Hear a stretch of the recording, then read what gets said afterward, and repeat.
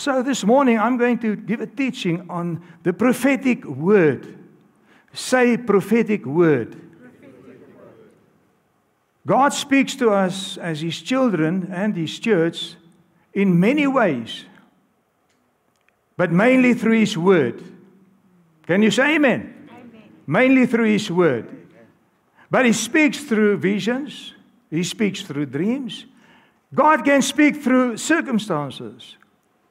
He can speak in ways that we can understand Him. He speaks through natural things to us.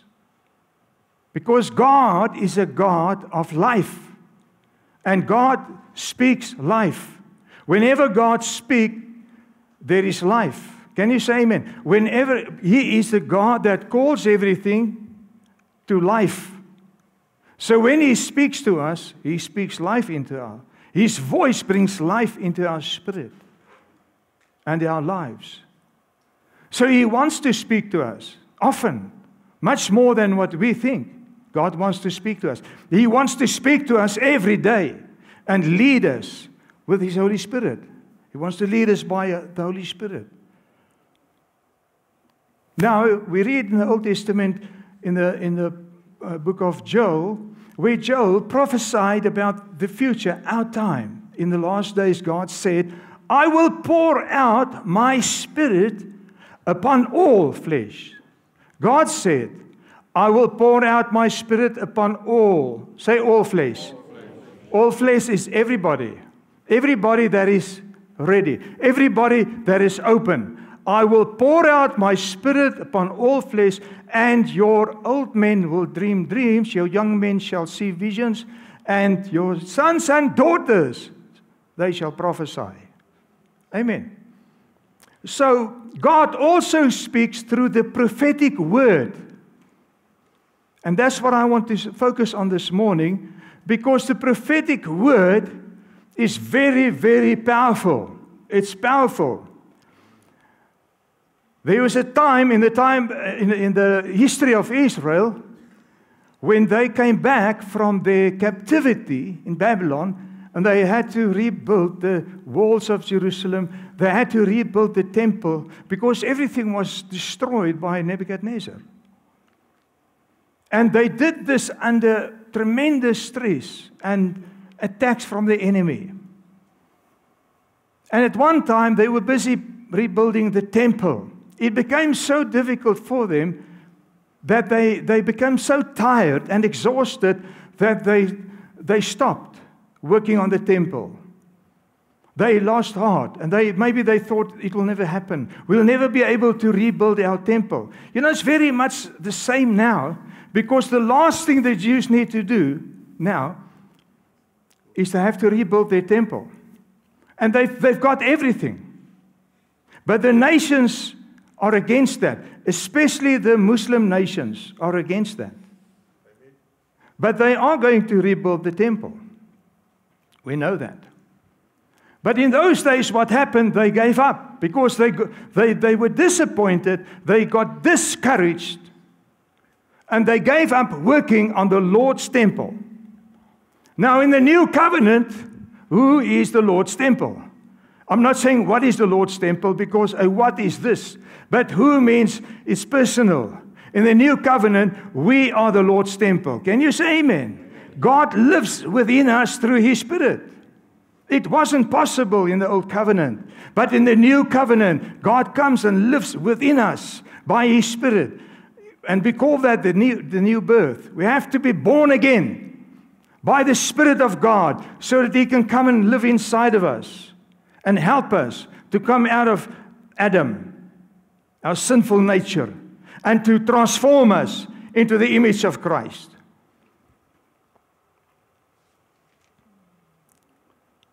So what happened? God sent a prophet, say prophet, to Israel. And here in Haggai 1 verse 13 and 14 we read, Then Haggai, the messenger, he was the prophet of the Lord, spoke to the people with the Lord's message. And all he said to them was this. I want you to notice now how powerful God's word is. All that he said to them is, God said, I am with you. That is all he said. And the Lord, say the Lord. The Lord stirred up the spirit of Zerubbabel, the son of Shealtiel, governor of Judah, and the spirit of Joshua, the son of Jehozadak, the high priest, and the spirit of all the remnant of the people. And they came and worked on the house of the Lord of hosts, their God.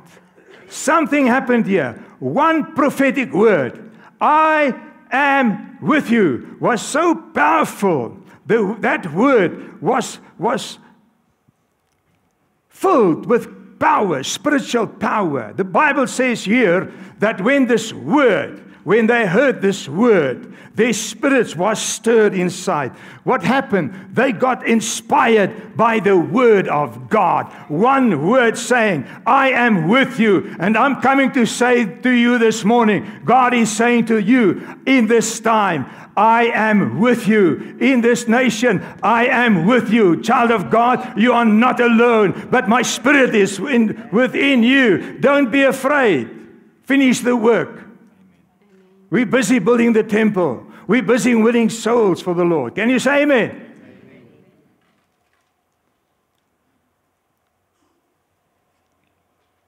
Never underestimate the impact of a prophetic word from God.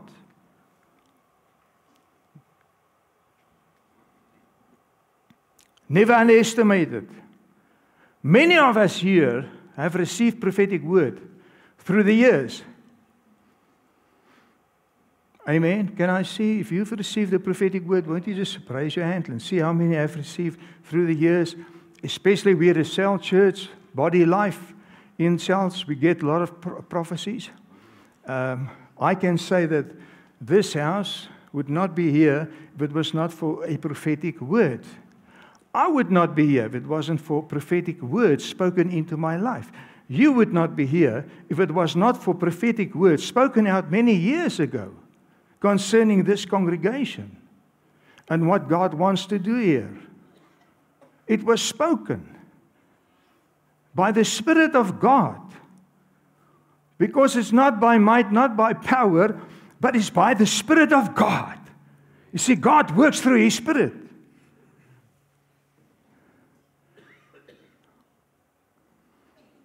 Never underestimate the value of a prophetic word. Sometimes it can take years for that word to be fulfilled.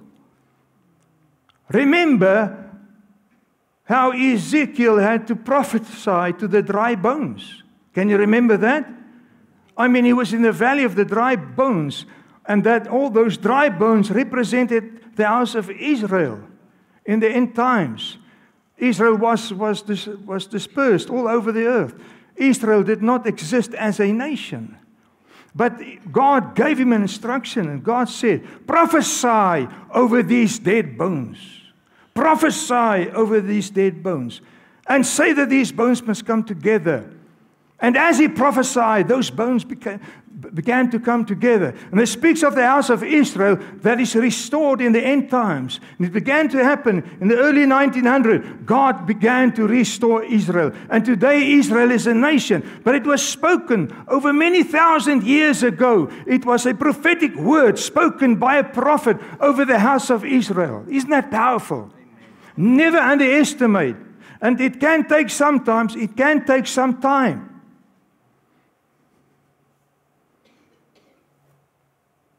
If we receive a prophetic word, we don't always just run with it. We have to pray through the prophetic word. Let me just give you this input here. The prophetic word should not be underestimated, as it holds great power and significance in guiding individuals and shaping their lives. It's important to take the prophetic word seriously. Test them. Say test them. Test them. No, I didn't hear that. Test them. Test them. That's very important. If somebody comes and says to you, the Lord says you are going to India, and you haven't heard anything from the Lord yourself, you can lay that aside. Did you know that? If you test it, you can test the prophetic word against God's word. It says here, it's important to take prophetic words seriously, test them, and seek God's confirmation. You see, what happened here yesterday for me, and the guys that were here yesterday, they came together and they were just prophetically activated. And at the end of it, they came around my wife and myself, and they ministered to us. And they gave words to us. And I didn't say anything. I just listened. And you know how many of those words that came was confirmation? It was confirmation. I already knew that. Already received that in my spirit. So I already knew what was God saying to me. Yeah. Amen? Amen. Like we came back from the Western Cape here on the 4th of May, and we stayed over in Bloemfontein, long way.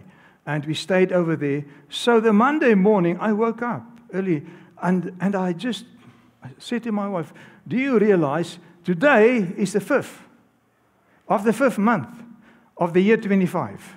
It's just these 3 5s that came up. And immediately, I just sense in my heart that the Spirit of God is saying, it's a time of double grace. You are drawing from my grace, because 5, the number of 5 speaks of grace. Can you say amen? It speaks of grace. So I want to say to you, this church, this house, is stepping into more of God's grace. We have received from Him. We are receiving from Jesus grace upon grace upon grace. Come on, let's give the Lord a praise offering. And I was excited. And, I said to my wife, do you realize that we stayed here in this same place when Angus Bachen had its time? And we all went there. Can you remember that story? We all went to Bloemfontein. And MCC was also there amongst a crowd of, I don't know how many, almost 1 million people. En Derek het jy nie die ballonne gehad nie. Derek had the balloons, white and blue and silver balloons. And what happened? There was a large bunch of balloons. And during the meeting, I don't have to tell you, during the meeting, something supernatural happened. There came a whirlwind. It came from the back. And it came right through to the stage where Uncle Angus was standing. Now listen, this is not the first time it happened with Uncle Angus. You go and see what happened to him when he ministered in Jerusalem. The wind that came. And he ministered during the Feast of Pentecost. You see, when God speaks, sometimes it's like a wind. The ruach, the breath of God that comes in. And God breathes upon His people. He breathes life upon His people. He breathes victory upon His people. He breathes healing and deliverance. And that whirlwind went right to the front. And when it came past us, it took hold of our balloons. And it was 1, 2, 3. And our balloons were like almost in outer space. Yeah. It was amazing. But in that moment, I got such a joy from the Lord, from the Holy Spirit, that He is giving us, this house, a tremendous, powerful victory. Praise God. And I said to my wife, isn't it amazing? We are here again in Bloemfontein. We didn't think about its time. We just went to sleep over, and we slept in the same place. I booked it, and I booked in the same place. I didn't even realize it until that day. And yesterday, one of the ladies that gave me a word, she said, well, she see this, and she see this, and she see how it goes up. The 2 chairs go up. And then she says, it reminds me of its time. Because she was there at its time. And she must have remembered the balloons that went up. And I say, thank you, Lord. I take that. I accept that. And I declare that the month of May is the beginning of tremendous breakthrough for this house. A breakthrough that the enemy cannot stop. The enemy cannot stop it. He will try, but he cannot stop you. He cannot stop the children of God. Because God said, I am with you. Come on. We can rise above what is happening in the nation, the negativity. We can rise above that by the power of the Spirit of God. And we can do great exploits in a time such as this. We can overcome. We can be victorious. We can be joyful by the Spirit of God. Amen. In 1 Thessalonians, we read, do not scorn or reject gifts of prophecy or prophecies, spoken revelations, because a prophetic word is actually a revelation. Words of instruction or exhortation or warning. Remember, I'm Afrikaans, and I'm speaking these difficult words here. That's a miracle in itself, because I'm a Van der Merwe also. So you must realize it's a great miracle for Van der Merwe to speak in English. But I'll take that. But test all things carefully so you can recognize what is good. You see, the prophetic word is good. It is a word that God gives to His people to encourage us, to strengthen us, to inspire us, to edify us, to lift us up, to break us out of the strongholds of the enemy, to put our feet on the mountain. Come on. That's the purpose of the prophetic word. To build us up spiritually, because it's a word that is spoken into our spirit being. It's a spiritual word. See, the prophetic word is like the whirlwind. And the thing of the whirlwind is it's very strong.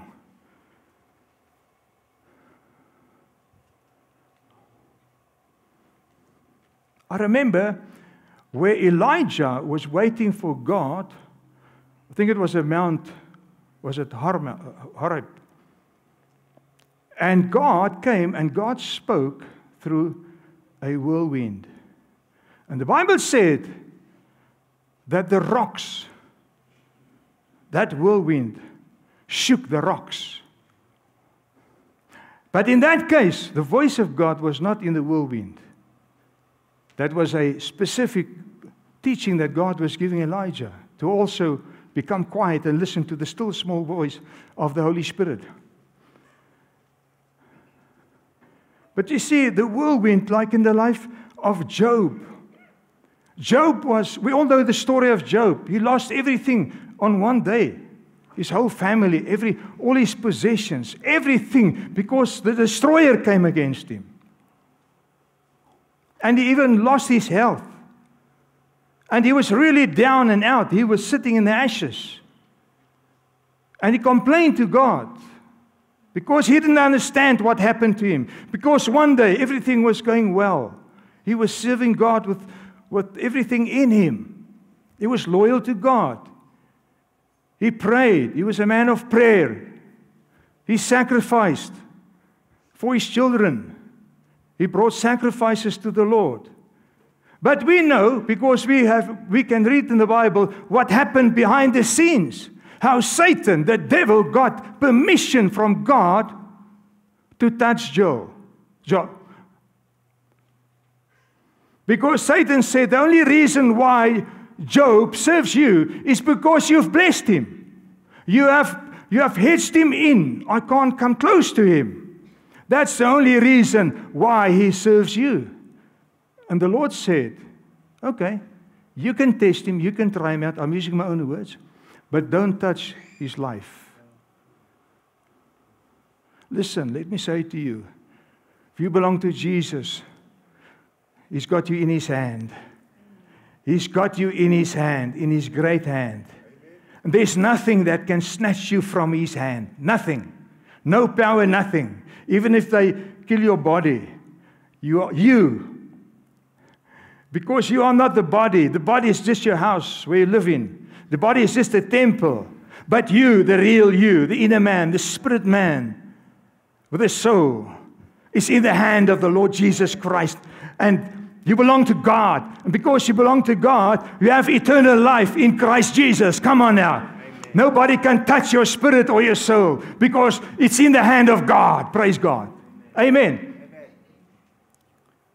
And Job complained to God, and God answered him out of a whirlwind. Because a whirlwind speaks of strength and power. And that is what a prophetic word is. Sometimes when we hear the prophetic word. And we get this word when we are really, our lives is in a spiritual valley. We are down low spiritually. We have fought maybe long in prayer and battled many battles against the enemy that wants to destroy our lives. And we come to that place where we feel so tired that we want to give up. And then God comes, like in the case of Job, and he spoke a word, a powerful word into Job's life. And he started explaining to Job everything. You can go and read it. And the Bible says that the end of Job was much better than what it was in the beginning. He had doubled the possessions and things. God restored everything to him, even his children. God restored to him. And I believe this morning God's going to speak to somebody here. Can you say amen? Amen. You see, the prophetic word is sent to restore, to heal, to deliver, and sometimes to direct. I say sometimes to direct because sometimes we need direction. And then the prophetic word, what happens? God gives two other gifts that come with the prophetic gift, namely the word of wisdom and the word of knowledge. And you have three gifts working together. The word of wisdom, the word of knowledge, and the prophetic word. For example, maybe you're there in the cell group, worshiping God. You know nothing about anybody, but you're worshiping. And all of a sudden, in your spirit being, you hear, there's a lady here. She's heartbroken. They stole her car today. Okay, so that's a word of knowledge, revealing something that you didn't know. Nobody told you about that, but the Spirit of God reveals it to you like in an instant. You know it. And you know in your spirit, there's a lady, there's somebody here, and it's a lady. A lady here, and a car was stolen today. She didn't tell anybody, she just asked somebody to bring her to the cell, and she's here for you to pray for her. And then the next thing what happens, you heard the problem. The problem is that a car was stolen. And the next thing you receive a word of wisdom that says, the Lord says, don't be afraid, don't worry, you'll get your car back. That's future. Now if they steal your car, you're in a home cell, and you hear that, you are going to get your car back. Are you going to be encouraged? Yes, because that is the prophetic word. God will speak a word mixed with wisdom and mixed with knowledge. And you will be able to say to that person what God will do. Amen. I'm just giving teaching on that so we can understand. You see, the prophetic word is it's a spirit word of inspiration. It's a spiritual weapon that has got huge impact. It's the word of breakthrough. Here in 1 Timothy 1 verse 18, we read, Timothy, my son, Apostle Paul, writing to Timothy, here are my instructions for you, based on the prophetic words spoken about you earlier. May they help you fight well in the Lord's battle. May they help you fight. I'm running out of time here. I know about a situation in South Africa where a prophet prophesied over a young man and gave him a prophetic word concerning his future. And he's going to work for God and so on.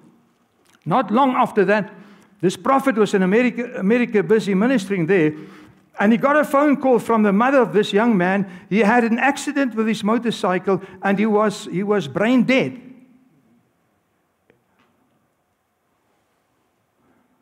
They can't do anything. What must she do? They want to switch off the machines. And he said to her, no.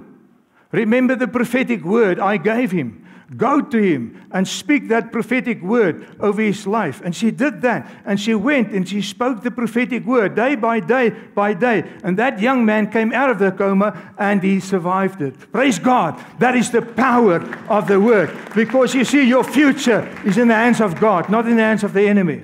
Praise God. So So Paul says to Timothy, you must take your prophetic word and you must fight with your prophetic word. When God said, I'm going to bless you with it, whatever, take that word and speak it against the enemy that wants to destroy you.